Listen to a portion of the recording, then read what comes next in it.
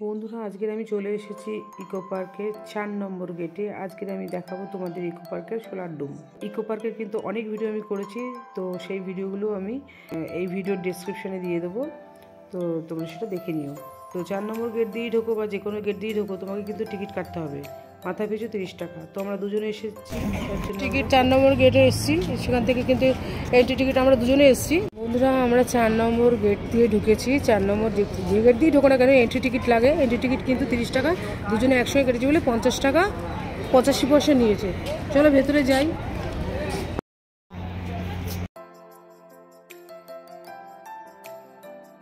বন্ধুরা এই 4 নম্বর গেটের সামনেই না এন্ট্রি, ভেতরে মানে এন্ট্রি হয়ে গেছে, ভেতরেই কিন্তু এই দেখো ফুড কর্নার, এখানে কিন্তু সব রকম খাবার পাবে। তো আমরা কিন্তু নেভিগেশন ম্যাপ, মানে এখানে যে কটা গেট আছে ইকো পার্কে, যে কটা গেট আছে টোটাল কিন্তু এই যে এখানে টোটাল কিন্তু 5টা গেট আছে। তো দেখো এই যে 1 নম্বর 2 নম্বর 3 নম্বর 4 নম্বর আর 5 নম্বর, টোটাল 5টা গেটের কিন্তু এখানে ম্যাপ দেওয়া আছে, যে কী কী আছে সব কিন্তু লেখা রয়েছে, সেই অনুযায়ী ম্যাপ অনুযায়ী নিতে পারবে।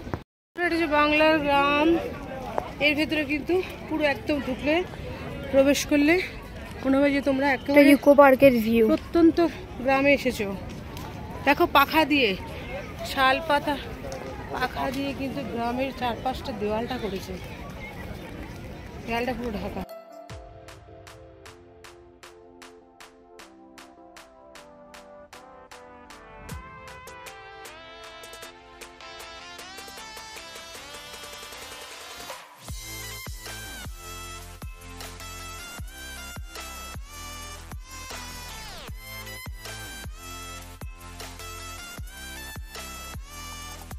হ্যালো গাইজ, আমি Kanika Koyal, welcome back to my channel Kanika Koyal vlogs. বন্ধুরা এখন কিন্তু আমি চলে এসেছি আমাদের কলকাতা নিউ টাউনের ইকো পার্কে। গড়ে উঠেছে সোলার ডোম, সেই সোলার ডোম যেটা ভারতবর্ষের প্রথম সোলার ডোম বা সৌর গম্বুজ, যেটা আমাদের মাননীয় মুখ্যমন্ত্রী 2024-এর 5ই ডিসেম্বর আমাদের সকল দর্শনার্থীদের জন্য খুলে দিয়েছে।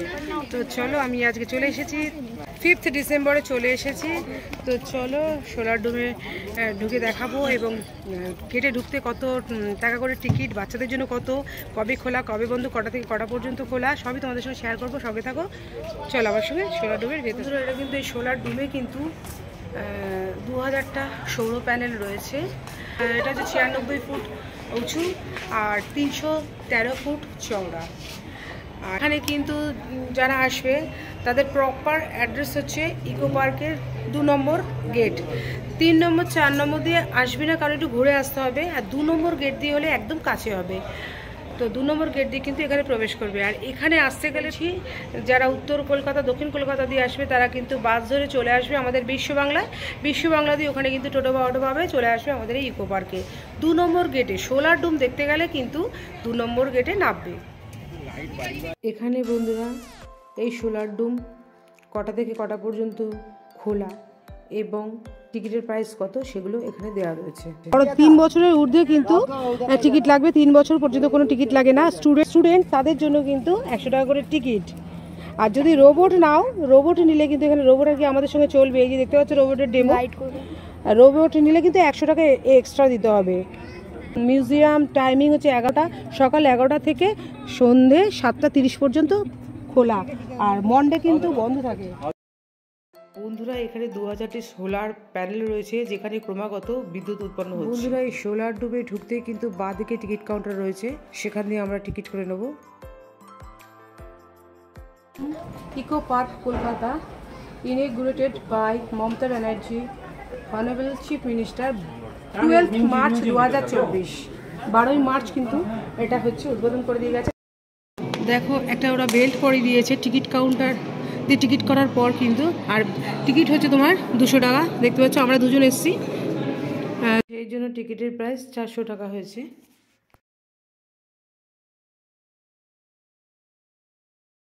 বন্ধুরা এখানে কি কি দেখার আছে দেখো, L0 দিয়ে শুরু, L0, L1, L2, L3, L4, L5, L6 পর্যন্ত কিন্তু রয়েছে, অর্থাৎ 10 তলা বাড়ির সমান কিন্তু। তো এখানে কি কি রয়েছে L0-তে সেগুলো দেখো লেখা রয়েছে, L1-এ কি কি আছে সেগুলো বাংলা ইংলিশ দুটোই লেখা রয়েছে। যারা ইংলিশ জানো না তাদের কিন্তু সুবিধাই হবে, বাংলাতেও লেখা রয়েছে, আর যারা ইংলিশ জানো তো তারা বুঝতেই পারবে, তো কোনো অসুবিধা নেই। তাছাড়া এখানে ফ্রিতে গার্ড রয়েছে বোঝানোর জন্য। ইনি হলেন Nikola Tesla, father of energy. ইনি ছিলেন সার্বিয়ান আমেরিকান উদ্ভাবক। হচ্ছে নিশানের ইভি কার, যেটা ব্যাটারির সাহায্যে চলবে। এটা কিন্তু আমাদের ভবিষ্যতের গাড়ি, ভবিষ্যতে আর কি এই গাড়িতে আমাদের চলে ঘুরে বেড়াতে হবে। ঠিক তার পাশেই দেখো একটা রোবট রয়েছে, যে রোবটের সামনে দাঁড়ালে কিন্তু সে আমাদের হাই হ্যালো করবে। This is your smart humanoid assistant. Explore Solar Dome to gain insights into renewable energy and understand why it's essential. যে কৃত্রিম সূর্য দেখো, মানে রেফিকা যেটাকে বলে, তো মনে হচ্ছে দেখো অরিজিনাল আমরা নিচ থেকে দেখছি সূর্যকে, আর এরকমই কিন্তু আগুনের ছটা ছলকায়। এটা কিন্তু পুরো শেষে রয়েছে, মানে এই তোমার সূর্যটা কিন্তু পুরো শেষে, মানে একেবারে ওপরে রয়েছে। আমরা কিন্তু নিচতলা দিয়ে ভিডিওটা করছি। এবার চলো, আর এখানে কিন্তু ফিডব্যাক দেয়, এটা এখানে কিন্তু দর্শনার্থীরা ফিডব্যাক দেবে কার কোনটা ভালো লেগেছে, সেই সম্পর্কে ফিডব্যাক দেবে। তো চলো সর্বপ্রথম আমরা L0 দিয়ে ঢুকছি। ঢুকতেই দেখো কি পাবে। ইনি হলেন মেঘনাথ সাহা। ইনি একজন ব্রিটিশ ভারতীয় বাঙালি বিজ্ঞানী। তো বন্ধুরা, এটা পুরো কিন্তু সিলিকন ওয়াক্সের, দেখতে পাচ্ছ, ভালো করে দেখো, পুরো হচ্ছে অরিজিনাল। তো আমাদের পাশে কিন্তু সোলার ডুমটা রয়েছে, সেই সোলার ডুমের একটা মডেল দেখতে পাচ্ছ। পুরো একদম পুরোটা কিন্তু L0 দিয়ে শুরু, একেবারে L6 পর্যন্ত। আর ওই যে হচ্ছে সূর্য, একটু ডেমোটা।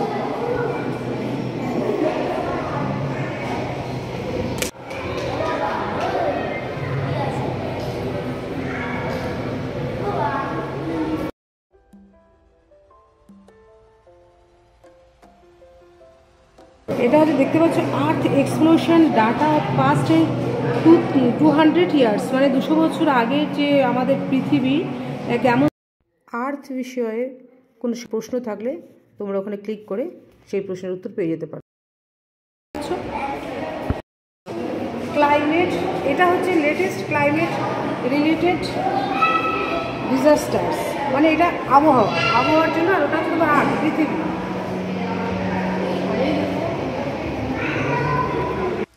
ইনি হলেন আচার্য জগদীশ চন্দ্র বসু, যিনি উদ্ভিদবিদ্যায় গুরুত্বপূর্ণ অবদান রেখেছিলেন। পুরো মনে ছিল অরিজিনাল, আমি দেখো দাঁড়িয়ে আছি। তো our earth is dying every second at now, পুরো তৈরি। The global temperature map of past. বায়ু দূষণ, জল দূষণের ফলে যে পৃথিবীতে ভবিষ্যতে যে কী ক্ষতি হতে পারে তার একটা নমুনা দেখানো হচ্ছে। এখানে বন্ধুরা 6টা টানেল রয়েছে, যেখানে বোঝানো হচ্ছে যে বায়ু দূষণের ফলে, জল দূষণের ফলে পৃথিবী এবং ভূগর্ভস্থ এবং জল যে কত ক্ষতি করছে আমাদের পৃথিবীকে, সেটাই এখানে বুঝিয়ে দেওয়া হয়েছে। ভবিষ্যতে যে কি হতে পারে সেটাই এখানে বুঝিয়ে দেওয়া হয়েছে এই 6টা টানেলের মধ্যে দিয়ে।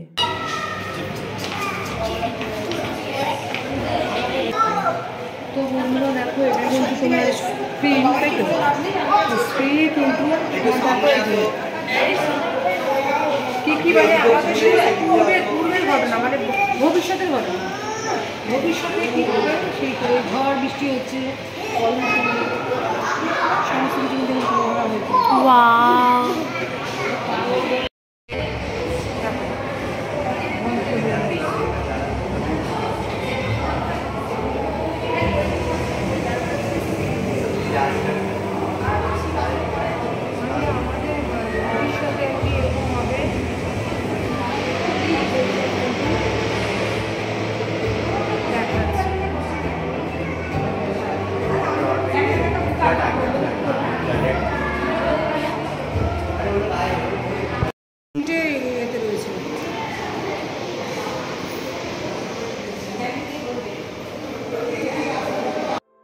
এখানে মাটি দূষণের দৃশ্য দেখানো হচ্ছে, যে মাটি দূষণ।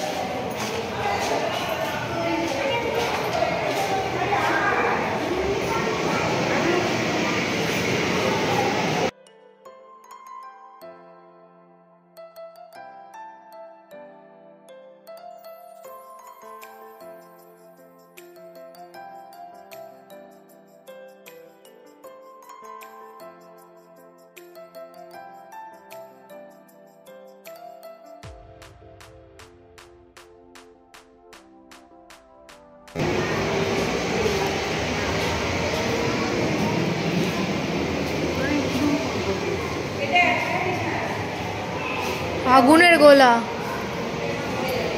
মাটি তলার এটা কিন্তু জ্বালামুখী না।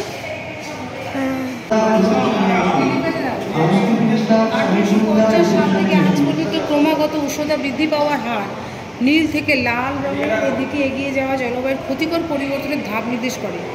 1860 সাল থেকে শুরু, 1890, 1864, 1950, 1980, 2010 পর্যন্ত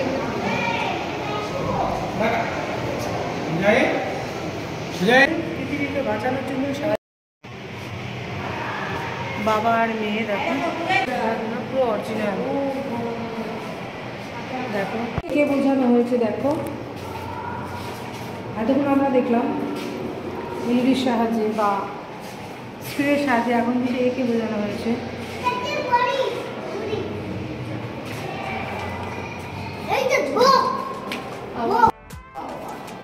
ইনি হলেন বৃক্ষ মাতা, বৃক্ষকে বাঁচানোর জন্য প্রার্থনা করছেন।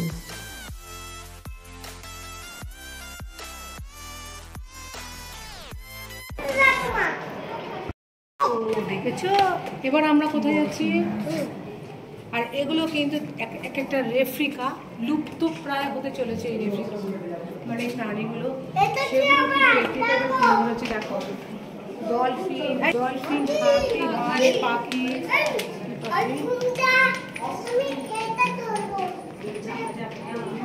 এগুলো সব লুপ্ত হতে চলেছে। এই যে কচ্ছপ দেখো, আমাদের এখন দেখাই যায় না, সব লুপ্ত প্রায় প্রাণীগুলো এখন কিন্তু রেফ্রিকা হিসেবে এখানে তুলে ধরেছে।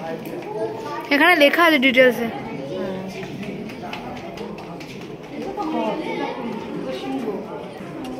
দেখতে পাই না, লুপ্ত প্রায় প্রাণীগুলোর রেফ্রিকা এখানে, সিংহ চিড়িয়াখানায় গেলেও দেখে খুব কম দেখা যায়।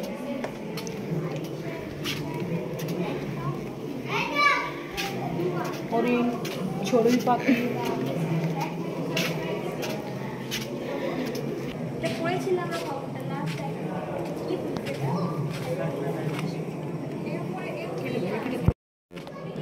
এই যে ভাল্লুক, সব আমাদের এখানে লুপ্ত প্রায়, সব রেফ্রিকা করে। ভাল্লুক ওটা হচ্ছে L1, L0 হয়ে গেছে, এবার আমরা L1-এ ঢুকছি। কি আছে দেখো, ঢুকতেই দেখো। ইনি হলেন বন্ধুরা চন্দ্রশেখর ভেঙ্কটা রমন, যার ডাক নাম CV রমন। ইনি ছিলেন একজন ভারতীয় পদার্থবিদ। পুরো 1800 শতকের ঘটনা, এটা 1800 শতক, এই তো এখানে ওটা 1800 শতকের, এটা 1900 শতকের, মানে এখানে 2010 পর্যন্ত।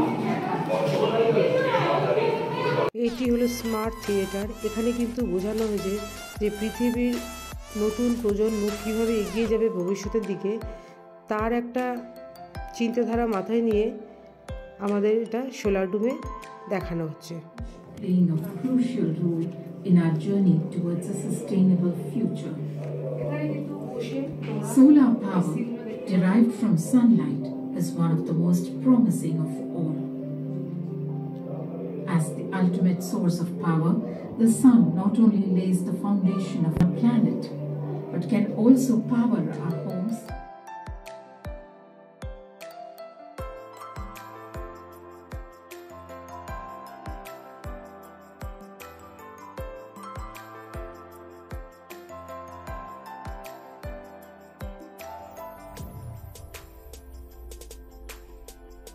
এই যে এখান থেকে আমরা প্রবেশ করেছি, এই যে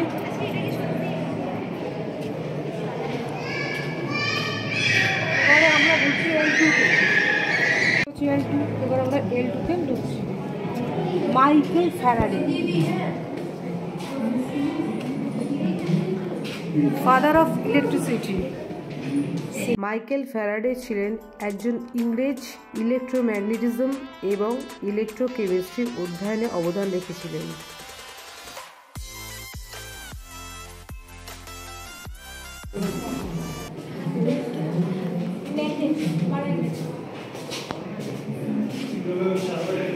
এটা হচ্ছে তোমার কেন্দ্র, বিদ্যুৎ কেন্দ্র। এটা আমরা সমুদ্রের ধারে দেখতে পাই, সেই সিস্টেমটা এখানে ডেমো হিসেবে বুঝিয়ে দিয়েছে। দেখো কিন্তু জলবিদ্যুৎ কেন্দ্র, মানে জলবিদ্যুৎ উৎপাদন করার সময় যেসব জিনিসপত্র লাগে সেই সব কিন্তু এখানে ডেমো হিসেবে তুলে ধরা হয়েছে। এটা প্রজেকশন কোনোটাই, আর এটা হচ্ছে তোমার জোয়ার ভাটা থেকে উৎপন্ন বিদ্যুৎ কেন্দ্র। এই সমুদ্রের ধারে, নদীর ধারে আমরা দেখতে পাই এই যে পাখাগুলো চলে, এটা কিন্তু তোমার হয়ে যাও রোবট।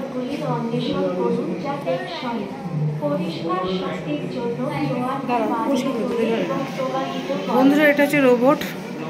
এই রোবট নিয়ে কিন্তু সব দর্শনার্থীরা ঘুরতে পারো, কিন্তু এক্সট্রা তোমাদের 100 টাকা দিতে হবে। এক একটা রুমে কিন্তু রোবট রয়েছে। পাওয়ার tower,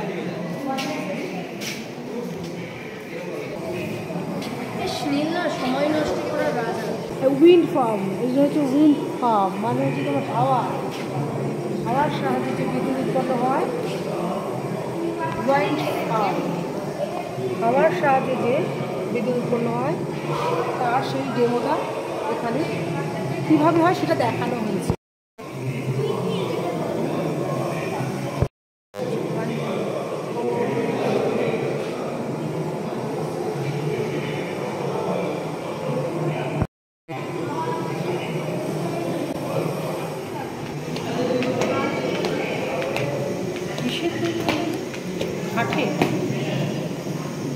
Satyendranath Bose, father of the god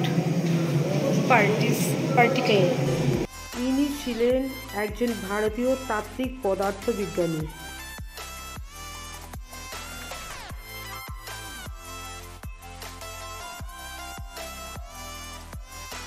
তো জিওথার্মাল পাওয়ার প্ল্যান্ট মানে পৃথিবীর সঞ্চিত যে শক্তি, সৌরশক্তি, সেইটা কিন্তু এই ধরেই তো উৎপন্ন হচ্ছে। এটা হচ্ছে লুকানো সৌরশক্তিটা, মানে অভ্যন্তরের পৃথিবীতে যে সৌরশক্তি লুকানো রয়েছে। ভূগর্ভে থাকা শক্তির মাত্র 0.1% মানব সভ্যতাকে 20 লক্ষ বছর চালাতে পারে। মানে এই যে সঞ্চয়টা রয়েছে এটা কিন্তু আমাদের 20 লক্ষ বছর চালাতে পারে। ভূগর্ভে থাকা শক্তির সঞ্চয় এটা কিন্তু, মানে সৌরশক্তি। Clark Maxwell, father of classical electromagnetism. ইনি ছিলেন স্কটিশ গণিতবিদ এবং বিজ্ঞানী।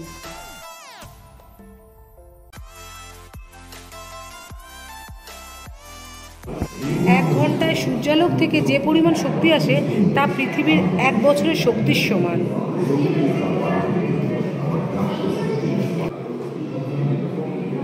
মানে সূর্য শক্তিটা যে 1 ঘন্টায় ঢুকছে।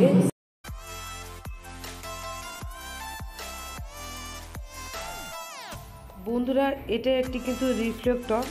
প্রচুর এখানে রিফ্লেক্টর রয়েছে, এখানে কিন্তু প্রচুর রিফ্লেক্টর রয়েছে। এই রিফ্লেক্টর, যে রিফ্লেক্টরের মাধ্যমে আমাদের সূর্যের আলোকে ধারণ করে যে কোনো এনার্জিতে পরিবর্তন করা যায়।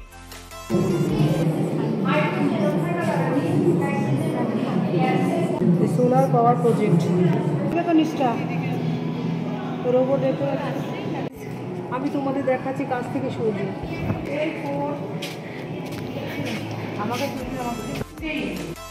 ইনি হলেন অ্যালবার্ট আইনস্টাইন, যিনি ছিলেন একজন জার্মান বংশোদ্ভূত পদার্থবিদ্যা, যাকে আধুনিক পদার্থবিদ্যার জনক বলা হয়ে থাকে। মানে বাচ্চাদেরকে একটু রসিকতার সঙ্গে শিক্ষা দিতেন। কুইজ কার্বন অ্যান্ড ওয়াটার, মানে কুইজ করতেন নাকি চিনিস না? হ্যাঁ, বাইক টু ফিউচার, এটাই বাইক ভবিষ্যৎ, এটা ভবিষ্যতের বাইক। বন্ধুরা, এবারে আমরা যাচ্ছি L5-এ। ইনি হলেন স্টিভ জবস, যিনি যুক্তরাষ্ট্রের একজন উদ্যোক্তা ও প্রযুক্তি উদ্ভাবক ছিলেন। এনাকে পার্সোনাল কম্পিউটার বিপ্লবের পথিকৃৎ বলা হয়ে থাকে।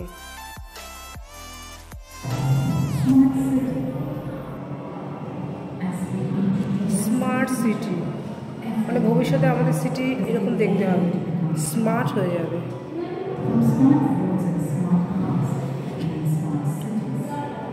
Yes, you heard it right. Just like our smartphones, our cities are also upgrading. soon will experience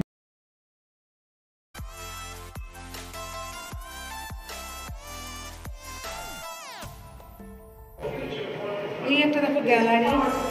বন্ধুরা এখানে দেখো একটা গ্যালারি রয়েছে, যে গ্যালারিতে কিন্তু দেখানো হয়েছে আমাদের ভবিষ্যতে কলকাতাকে কেমন দেখতে লাগবে তার একটা পূর্বাভাস দেওয়া হয়েছে।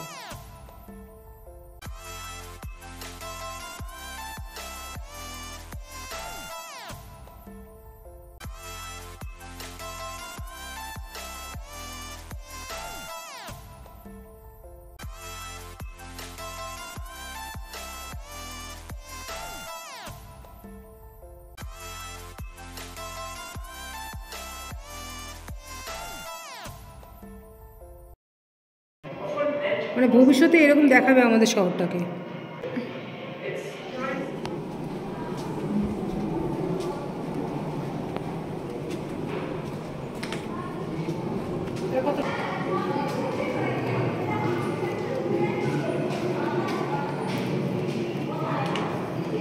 ওই দেখে দাঁড়িয়ে আছে, তার নামটা কি?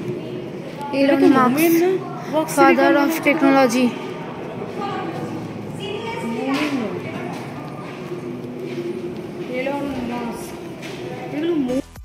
ইনি ছিলেন আফ্রিকান প্রকৌশলী ও প্রযুক্তি খাতে উদ্যোক্তা। ইনি ছিলেন বিশ্বের শীর্ষ ধনী ব্যক্তি। ক্যাফে রয়েছে দেখো, সব খাবার পাওয়া যায়, স্ন্যাক্স পাওয়া যায়, মানে কিন্তু এখানে চিপস, কোকোকোলা, কফি, হালকা খাবার পাওয়া যায়। ফিউচার সিটি, আমাদের ফিউচারে এরকম অবস্থা হবে, শহরটাকে এরকম দেখাবে। ফিউচার সিটিতে এরকম লাগবে দেখুন। তাই ফিউচারের সিটিটাকে এরকম দেখতে এরকম পাঁচটা আছে, 5 রকমের শহরটাকে 5 রকমভাবে দেখানো হচ্ছে দেখো।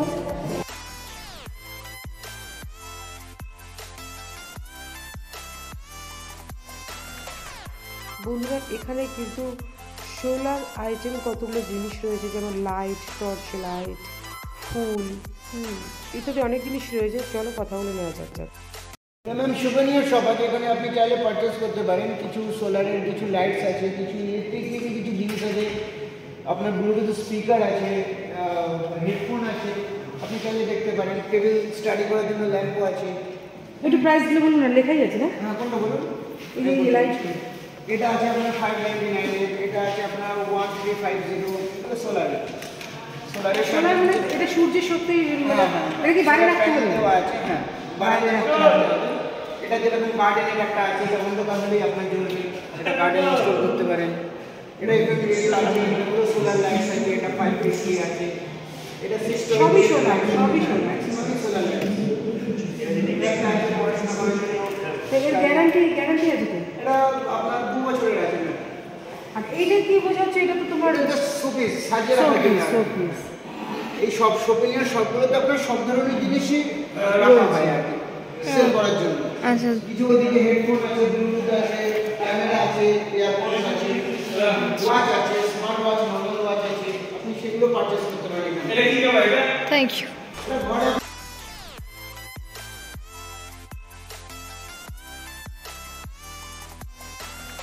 বন্ধুরা এটা হলো L6 মানে শেষ ধাপ। এবার আমরা কিন্তু লিফটে করে একেবারে গ্রাউন্ডে নেমে যাব। চলো লিফটে উঠে পড়ি। একদম। তো বন্ধুরা তোমাদের আমি আজকে ঘুরিয়ে দেখালাম আমাদের কলকাতার নিউ টাউনে ইকো পার্কে তোমার সোলার ডোম, যেটা কিন্তু আমাদের মাননীয় মুখ্যমন্ত্রী উদ্বোধন করে দিয়ে গেছেন তোমার 12ই মার্চ, আর দর্শনার্থীদের জন্য খুলে দিয়ে গেছেন 5ই নভেম্বর। তো তোমাদের আমি দেখালাম, তো আমার খুব ভালো লেগেছে, আমার মন্তব্য আমি শেয়ার করলাম। তো তোমাদের যদি ভালো লাগে তাহলে কিন্তু অবশ্যই চলে এসো। ভালো লাগার কথা না, এখানে কিন্তু স্টুডেন্টদের জন্য বিশেষ করে সুন্দর জায়গা, তো অবশ্যই হ্যাঁ তাদেরকে নিয়ে কিন্তু চলে এসো, ভীষণ ভালো লাগবে তাদের।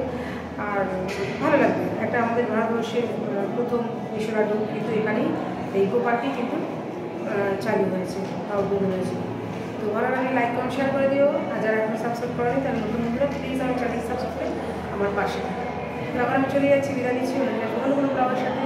আর হ্যাঁ বন্ধুরা, এই যে প্রপার অ্যাড্রেসটা আমি ডেসক্রিপশনে দিয়ে দেবো, তো সঙ্গে থাকো। টাটা।